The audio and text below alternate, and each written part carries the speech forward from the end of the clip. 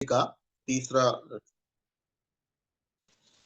भयादस्याग्निस्तपति भयात्तपति सूर्यः भयादिन्द्रश्च वायुश्च मृत्युर्धावति पंचमः। भयादस्याग्निस्तपति भयात्तपति सूर्यः भयादिन्द्रश्च वायुश्च मृत्युर्धावति पंचमः। भयादस्याग्निस्तपति भयात्तपति सूर्यः भयादिन्द्रश्च वायुश्च मृत्युर्धावति पंचमः। भयादस्याग्निस्तपति भयात्तपति सूर्यः भयादिन्द्रश्च वायुश्च मृत्युर्धावति पंचमः। भयादस्याग्निस्तपति भयात्तपति सूर्यः भयादिन्द्रश्च वायुश्च मृत्युर्धावति पंचमः। भय से इसके अग्नि जलाने के नियम का, ऊपर जाने के नियम का पालन करता है, भय से जलाता है, प्रकाश देता है या गति देता है। सूर्य भय से नियम से बिजली काम करती है और चलता है और मौत दौड़ती है। पांचवा भावार्थ, परमात्मा के नियम से 5 वस्तुएं गति करती हैं। कोई उनको इस नियम से पृथक नहीं कर सकता, क्योंकि परमात्मा का भय अति महान है। परमात्मा के नियम से अग्नि की शिखा ऊपर की ओर चलती है। यदि लाखों मनुष्य मिलकर भी प्रयत्न करें तो शिखा नीचे की ओर नहीं चल सकती। सूर्य परमात्मा के नियम से कार्य करता है। सूर्योदय का जो समय निश्चित है, करोड़ों मनुष्य अथवा संसार के बड़े बड़े राजा भी उसमें हेरफेर नहीं कर सकते। विद्युत परमात्मा के नियंत्रण में चलती है। जो बड़ी से बड़ी वस्तुओं को फाड़ कर निकल जाती है, कोई उसे रोककर उसकी गति में परिवर्तन नहीं कर सकता। वायु परमात्मा के नियम से चलती है। जिस समय वायु पूर्व की ओर चल रही हो, कोई मनुष्य उसे पश्चिम की ओर नहीं चला सकता। मृत्यु परमात्मा के नियम से कार्य करता है। संसार के बड़े बड़े सम्राट लाखों सेनाओं, दुर्गों, तोपों, डायनामाइट के गोलों के रहते भी एक क्षण के लिए भी मौत को नहीं रोक सकते। मौत परमात्मा का ऐसा वारंट है कि बड़े बड़े सम्राटों को भी पकड़ कर ले जाता है। सारांश यह है कि परमात्मा के नियम को रोकने का सामर्थ्य किसी में नहीं है। वैसे तो परमात्मा के द्रोही अनेक हो चुके हैं, अब भी हैं और आगे भी होंगे, किंतु यह बल किसी में नहीं है कोई परमात्मा के मृत्यु वारंट से बच सके। समस्त शक्ति एवं सामर्थ्य परमात्मा के नियम के भीतर ही कार्य दे सकता है। उसके विरुद्ध चलने में सब नष्ट हो जाता है। उपनिषद ने बताया है कि विद्युत परमात्मा के नियंत्रण में चलती है, किंतु बहुत से ऐसे मनुष्य हैं जो भौतिक पदार्थ विद्या के बल से विद्युत से कार्य लेते हैं और उसको तार आदि में बंद करके अपने नियम में चलाते हैं। जिन वस्तुओं में बिजली को बांध रखने का सामर्थ्य ब्रह्म ने दिया है, उन्हीं से वे कार्य करते हैं। अतः वे परमात्मा के नियम में रहते हुए कार्य करते हैं, उसके नियम के विरुद्ध नहीं। प्रश्न, अनेक मनुष्य दूसरों को शस्त्रादि से मार देते हैं, यद्यपि उस समय उनकी मौत नहीं आई होती। जिस समय मौत ना आई हो, उस समय कोई शस्त्र अस्त्र कार्य नहीं देता। इसका प्रमाण फ्रांस की साम्राज्य के जीवन से मिलता है। अनेक लोगों ने गोलियां चलाई, किंतु एक भी सफल न हुई और फ्रांस के सभापति आदि एक ही गोली से चल बसे। चौथा श्लोक है, इह चेदशकत बोद्धुम प्राक शरीरस्य विस्रसः ततः सर्गेषु लोकेषु शरीरत्वाय कल्पते। ये जो बात इसके अंदर आई है, 5 चीजें परमेश्वर के नियम से चलती है, ये केवल कहने के लिए होती है। जैसे हम कहते हैं ना कि भाई मनुष्य सांस लेता है और उसके बाद हम कहते हैं जैसे राम सांस ले रहा है या कृष्ण सांस ले रहा है या ओम प्रकाश सांस ले रहा है इत्यादि, लेकिन वो मनुष्य मात्र पर लागू होती है। राम, कृष्ण, ओम प्रकाश हमने 4, 6, 10 का नाम ले दिया, लेकिन परमेश्वर के नियंत्रण में काफी कुछ है। सारा कुछ जो सृष्टि का नियम है, इसमें वायु का, अग्नि का, किसी किसी का नाम लिया, सूर्य का नाम लिया, मृत्यु का नाम लिया, इसकी अपेक्षा भी बाकी चीजें भी परमेश्वर के नियंत्रण में। अब ये कहने का मतलब क्या है ये बात मनुष्य को अगर इस बात का विश्वास हो जाए कि परमेश्वर जो है नियमों में चला रहा है, तो उसको ये पता होगा कि मुझे परमेश्वर को अपनी अच्छाइयों को दिखाना है। एकांत में हम लोग पाप करने में प्रवृत्त हो जाते हैं। हम में से कुछ लोग गलत कार्य करने में एकांत में प्रवृत्त हो जाते हैं। एकांत का मतलब जहां पर मैं हूं, कोई और दूसरा मनुष्य नहीं है, है ना। और पशु पक्षियों की तो हमको कोई परवाह नहीं होती। पशु पक्षी हो ना हो, आप हम उसको एकांती कहते हैं, क्योंकि वो आपको गलत काम करते हुए देख करके समझ नहीं सकते कि आपने क्या गलत काम किया, ठीक किया, क्या क्या कुछ आप कर रहे हैं। तो एकांत में मैं गलत काम करने को तैयार हो जाता हूँ। हम में से बहुत सारे लोग, 99% लोग, 90% लोग जो गलत काम करने वाले भी होते हैं, वो सार्वजनिक रूप से कई बार गलत काम करने से बचते हैं, और एकांत में वही गलत काम जो सबके सामने नहीं कर सकते वो कर लेते हैं। तो ये जो बताने की आवश्यकता है, ये बताने की आवश्यकता इसलिए है कि परमेश्वर के नियम से सब कुछ चल रहा है, और उसके नियम कोई और तोड़ नहीं सकता। मनुष्य किसी को गोली मारना चाहता है, गोली चलाता है, उसके जवाब में गोली उसके पास आ जाती है, और कई बार जो जिसने पहले गोली चलाना आरंभ किया था, मृत्यु भी उसकी हो जाती है। जैसा हमने एक बात सुनी हुई है कि खड्डा जो दूसरों के लिए खोदते हैं उसमें खुद ही गिर जाते हैं। अर्थात उसने चाहा क्या था, जिस व्यक्ति ने पहले लड़ना आरंभ किया, गोली चलाना आरंभ किया, चाहा तो ये था कि सामने वाला मर जाए। लेकिन होता क्या, जैसे कारगिल का युद्ध हुआ, आरंभ तो किया, पाकिस्तान की ओर से आरंभ किया गया, लेकिन उसको खदेड़ दिया गया। उनको विजय किसने प्राप्त की, वो भारत ने विजय को प्राप्त किया। तो ये क्या है कि मनुष्य जो सोचता है उससे विपरीत आचरण हो जाता है कई बार।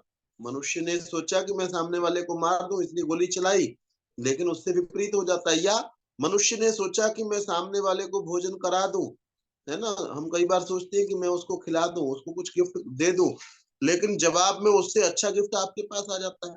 आप चाहते हैं कि मैं उसका इतना भला कर दूं, लेकिन वो जिसका आप भला करने की सोच रहे थे, वो कई बार ये जान करके ही कि आपने उसका भला करना चाहा है, वो आपका इसकी अपेक्षा भी ज्यादा हित, जितना आप करना चाह रहे थे उससे ज्यादा हित वो ही कर देता है। तो ये क्या है कि आपका सोचा हुआ पूरा होगा, इसकी कोई गारंटी नहीं, पूरा होगा या नहीं होगा। लेकिन परमेश्वर के नियम से सब कुछ चल रहा है। वो कह रहे हैं जो दुनिया के बड़े से बड़े पदार्थ है, सूर्य है, अग्नि है, जिनका कितने सामर्थ्यवान है, बिजली है, इतने सामर्थ्यवान भी परमेश्वर के नियमों में चलते हैं। तो मैं और आप तो उनकी अपेक्षा बहुत कम सामर्थ्यवान है ना। हम चेतन तो हैं, लेकिन हम चाह करके भी क्या सूर्य के बराबर की रोशनी कोई दे सकता है? कोई मनुष्य ऐसा कर सकता है क्या? आज तक कोई कर पाया क्या? बिजली के आविष्कारक ने ऐसा कुछ किया क्या कि सारे कोई ऐसी चीज बना दी हो कि वो सब जगह पर रोशनी उतनी ही दे, रात के अंधेरे में भी करने लगे तो इतनी रोशनी दे दे? ऐसा नहीं कर पाया। तो ये कहने का अभिप्राय यहाँ पर ये है, भाई जिसको तुम एकांत में जब तुम खड़े होकर के पाप करते हो, तो तुम ये नहीं मान रहे होते कि परमेश्वर जो है वो तुमको वहां खड़ा हुआ देख रहा है, वहां विराजमान होता हुआ देख रहा है, अंदर बाहर होता हुआ देख रहा है। और उससे तो सूर्य तक भी कांपता है। उससे तो यद्यपि सूर्य के अंदर घबराने की बात घटित नहीं हो सकती है, भय की बात घटित नहीं हो सकती है, लेकिन यहाँ कहने का अभिप्राय क्या है कि परमेश्वर के नियमों के अनुसार जो चीजें तुमको बहुत बड़ी बड़ी सामर्थ्य वाली दिखाई देती है, बहुत बड़े काम करती हुई दिखाई देती हैं, वो भी परमेश्वर के नियम के अनुसार चलती है। तो तू तो बहुत छोटा सा व्यक्ति है। तू ये जो सोच लेता है कि एकांत में ये पाप करूंगा तो कोई हानि नहीं होगी मुझे, कोई देखने वाला नहीं है, और जब तू अच्छा काम करने लगता है तो 50 को दिखाने लग जाता है। वो 50 व्यक्ति तेरा क्या भला कर सकते हैं? वो अकेला करने पर आता है तो वो अकेला ही भला कर देता है। आप देखें, आप दुनिया की सारी गलियां, सारे मोहल्ले, सारे गांव, सारे शहर इस बात के प्रमाण है। हर गली में किसी में आप जाकर के देख ले, एक आधा व्यक्ति, 50 में से एक आधा व्यक्ति आपको ऐसा मिलेगा जिसको कोई सोच नहीं सकता था कि ये धनी हो भी जाएगा। 20 साल पहले उसकी स्थिति कुछ और थी, आज स्थिति कुछ और हो गई। ये परमेश्वर की व्यवस्था है ना, जिसको कोई सोच भी नहीं सकता था, जिसको लोग उंगली करके कहा करते थे कि ये तो इतना निकम्मा व्यक्ति है, नकारा व्यक्ति है, वही सफल हुआ दिखाई देता है। हर गली हर मोहल्ले की ये कहानी है। तो ये क्या है कि नियामक अगर कोई और होता, धनपति बनाने वाला अगर कोई व्यक्ति होता, तो वो किसी और को कैसे बना देता, वो खुद ही धनपति हो जाता। अगर हम में से हमारे पास ही ये अधिकार होता कि धन धन मैं कमा सकता हूँ या किसी को दे सकता हूँ, तो मैं खुद ही होना चाहता, खुद ही बहुत ज्ञानवान हो जाना चाहता। लेकिन ऐसा दिखाई नहीं देता। हर गली के अंदर आप जाकर के देखें, जिसके विषय में कोई विचार भी नहीं करता था कि ये भी एक दिन धनपति हो जाएगा, उसके बाद में धन दिखाई देता है। इसका मतलब ये सृष्टि की व्यवस्था चलाने वाला कोई व्यक्ति, बड़े से बड़े सामर्थ्य वाला व्यक्ति, यही बात इसमें कही गई कि आपके पास में बड़े बड़े राजा जो अपने आप को बहुत बड़ा कुछ समझते थे, और जिनके पास में हजारों तोप उनके पास में थी, टैंक उनके पास में थे, मिसाइलें उनके पास में थी, एक सेकंड के लिए भी वो मृत्यु को रोक नहीं सकते। तो इस बात को समझते हुए हमको परमेश्वर को नियामक स्वीकार करते हुए कि हमारी हर गतिविधि को परमेश्वर वहीं पर विराजमान होता हुआ, हमारे अंदर बाहर होता हुआ देख रहा है, ये जानते समझते हुए सर्वदा अच्छे कार्यों के अंदर लगना चाहिए, चाहे हम एकांत में हो या बहुत सारे व्यक्तियों के देखने में हो। तो चौथा मंत्र है, इह चेदशकत बोद्धुम प्राक शरीरस्य विस्रसः ततः सर्गेषु लोकेषु शरीरत्वाय कल्पते। इस मंत्र में यदि सका जान, इसमें कहा गया है मुख्य रूप से इस श्लोक में कि यही शरीर है जिसमें आप परमेश्वर को जान सकते हो। आगे अगर आपको पशु का शरीर प्राप्त हो गया तो आप कैसे जान पाएंगे? और आगे मनुष्य जन्म मिलना भी हो तो क्यों ना अच्छे काम को हम चाहते हैं ना। अगर कोई हमको कहे भाई आज तुमको ये अच्छी चीज दे दे, या 50 दिन बाद दे दे, 200 दिन बाद दे दे, तो हम क्या कहेंगे, भाई आज दे दो, 200 दिन किसने देखे। अगर अच्छी चीज प्राप्त होती है तो वो आज ही चाहता है, उसको लेट क्यों करेगा, क्यों डिले करना है। व्यक्ति सामान्य स्थितियों में ये चाहेगा कि मुझे जो है ना आज ही वो प्राप्त हो जाए। मान लो मुझे अगला जन्म भी मनुष्य का प्राप्त होना हो, तो क्यों ना अब मनुष्य का जन्म, पहले तो ये गारंटी नहीं है कि आपको मनुष्य का जन्म प्राप्त होगा ही, और जब आपने मनुष्य जन्म प्राप्त करके यही प्राप्त करना है, अर्थात ईश्वर को जानना ही है, उसके बिना गुजारा ही नहीं है, तो क्यों ना उसको अभी प्राप्त कर लिया जाए, क्यों उसके अंदर और डिले कर दिया जाए। तो भावार्थ, यदि इस जन्म में मनुष्य को यह समझने की योग्यता हो जाए कि समय जगत में जो गति हो रही है वह ब्रह्म की शक्ति से हो रही है, तो वह मुक्त हो जाता है। प्रकृति यदि स्वभाव से गतिमती हो तो परमाणु आपस में मिल न सकेंगे। जब भी दो चीजें जुड़ती हैं तो वो किसी नियम से जुड़ती हैं, यही प्रश्न किया गया था आज एक और। तो जुड़ती हैं तो किसी के नियम से जुड़ती हैं, कोई जोड़ने वाला होता है। तो स्वाभाविक अगर गति हो तो एक गति से चलती रही, वो कहीं जाकर के रुकेंगे क्यों। दो परमाणु हैं और वो गतिशील है, और स्वाभाविक गति है उनके अंदर, तो स्वाभाविक गति वाले परमाणु कहीं पर जाकर के रुकेंगे क्यों, वो चलते ही रहेंगे, उस गति में ही हमेशा वर्तमान रहेंगे। लेकिन वो कहीं पर मिल जाते हैं, कहीं पर टूट जाते हैं, इसका मतलब इसको मिलाने वाला, इसको जोड़ने वाला कोई और है। तो वो कोई और जो है वो कौन है, वो परमेश्वर है। शरीर नाश से पूर्व इसका कारण जान लेना अत्यंत आवश्यक है। भाई शरीर जब हमका हमारा नष्ट हो उससे पहले हमको ये पता चल जाए हमारा शरीर हमको मिला किस लिए था, ये अभी पता कर ले तो ज्यादा अच्छा है। और नहीं तो eat drink and B Mary, कि खाओ पियो और मौज करो, है ना। नास्ति मृत्यु और अगोचरा, मृत्यु के बाद में कुछ नहीं हुआ करता है। तो जिनकी ऐसी विचारधारा है, इस विचारधारा के चलते हुए व्यक्ति जो है कुछ भी नहीं जान पाया कि मेरा जन्म किस लिए हुआ था, मैं हूं कौन, और मेरे अलावा और चेतन सत्ता कौन सी है, उसको मानने से मुझे लाभ रहेगा और ना मानने से हानि रहेगी। कह रहे हैं कि आपको इस जन्म के रहते हुए ही, इस मनुष्य शरीर के रहते हुए ही ये सब जानने का प्रयास करना चाहिए। यदि मनुष्य इस तत्व को न जान पाए तो उसका फल यह होता है कि सर्गारंभ में जब संसार बन रहा होता है और पृथ्वी आदि लोग बनते हैं, तब वह शरीर को धारण करता है। अर्थात जो जान जाते हैं वे मुक्त हो जाते हैं, और जो नहीं जान पाते वे पुनः पुनः जन्म मरण के चक्कर में भ्रमण करते हैं। वास्तव में मनुष्य शरीर सृष्टि रचना का अंतिम सोपान है, जो सबसे अंत में बनता और सबसे पूर्व नष्ट होता है। यदि इस सोपान सीढ़ी से लक्ष्य पर पहुंच गया तो सफलता प्राप्त हो गई। यदि इस सोपान सीढ़ी से लक्ष्य पर नहीं पहुंचा, यदि गिर गया तो अधम अवस्था में पहुंच गया। प्रत्येक मनुष्य को अवश्य इस बात का ध्यान रखना चाहिए कि हम अंतिम सोपान पर आ पहुंचे हैं, जहां थोड़ा भी प्रमाद सारे परिश्रम को नष्ट कर दे।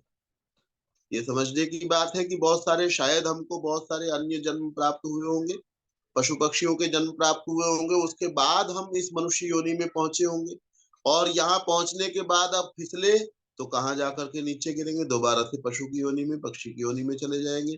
तो क्यों वहां पर जाया जाए, क्यों ना आगे की ओर गति की जाए। जब हमको ये पता है कि हम मुश्किल से यहाँ तक पहुंचे हैं और थोड़ा सा भी फिसलेंगे, जैसे कोई ऊपर ऊपर सीढ़ी पर, बहुत ऊपर वाली सीढ़ी पर पहुंच गया और वहां से फिसलेगा तो बिल्कुल नीचे आकर के गिरता है, इसी तरीके से हम लोग मनुष्य जन्म को प्राप्त कर चुके हैं और यहाँ से हम मोक्ष तक पहुंच सकते हैं, तो इसलिए उसको प्रयास प्राप्त करने की हमको चेष्टा करनी चाहिए।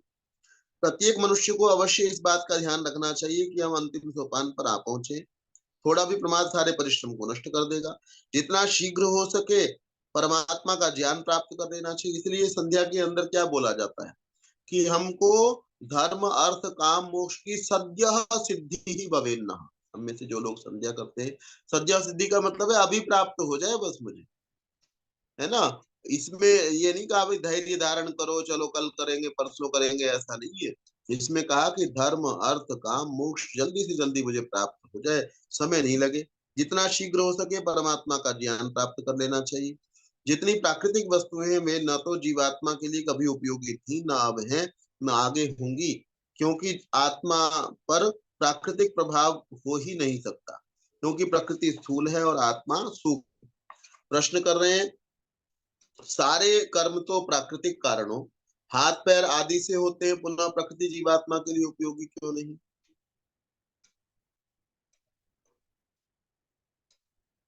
उत्तर, कर्म का फल अंतःकरण की शुद्धि अथवा मैलापन होता है। यदि कर्म बुरा किया तो अंतःकरण पर बुरे संस्कार पड़ेंगे, जिससे मन मलिन हो जाएगा। यदि कर्म शुभ और निष्काम होंगे तो अंतःकरण पर भले संस्कार पड़ेंगे और मन शुद्ध होगा। शुभ कर्मों के शुभ संस्कारों का फल सांसारिक सुख है। कर्म से मुक्ति या आत्मा की उन्नति नहीं हो सकती। आत्मा की उन्नति केवल परमात्मा के ज्ञान और उपासना के द्वारा हो सकती है। तो समय मेरे विचार से अधिक नहीं बचा हुआ, शांति पाठ कर लेते हैं। कोई प्रश्न होगा तो किया जा सकेगा। ओम द्यौः शांतिरंतरिक्षं शांति पृथिवी शान्तिरापः शान्तिरोषधयः शान्ति वनस्पतयः शान्तिर्विश्वे देवाः शान्तिर्ब्रह्म शान्तिः सर्वं शान्तिः शान्तिरेव शान्तिः सा मा शान्तिरेधि। ओम शांति शांति शांति। सभी को सादर प्रणाम, सभी का धन्यवाद। रश्मि जी। नमस्ते। किसी के प्रश्न है तो रख सकते हैं। ये प्रश्न किसी के नहीं है।